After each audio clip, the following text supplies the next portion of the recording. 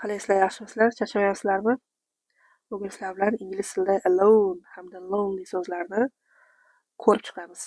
Ikkala so'z ham yolg'iz degan ma'noni beradi. Lekin ishlatilishda ancha farqi bor. Tasavvur qiling, siz uyda maza qilib televizor ko'rib o'tiribsiz. Popkornlarni yeb va uyda yolg'izsiz, hech qanaqa odam yo'q. Bir o'zingsiz. Mana bunday holatda alone so'zi nazarda tutiladi. Lekin atrofingizda yaqinlaringiz, do'stlaringiz, oila a'zolaringiz bor.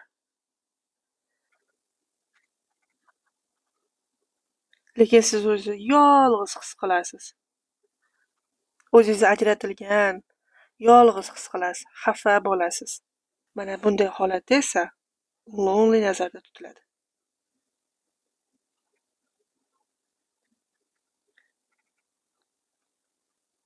Keling misollarni ko'rib chiqamiz. I stayed at home alone yesterday. Men kecha uyda yolg'iz o'zim qoldim. Demak, bu yerda bir o'zi, yolg'iz o'zi qolgan.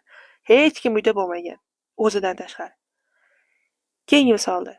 She felt lonely after her best friend moved away. U o'zini yolg'iz his qila boshladi, o'zini eng yaqin o'rtog'i ko'chib ketgandan so'ng. Demak, bu yerda yolg'iz his qilish, qalban o'zini yolg'iz his qilish ma'nosida kelyapti.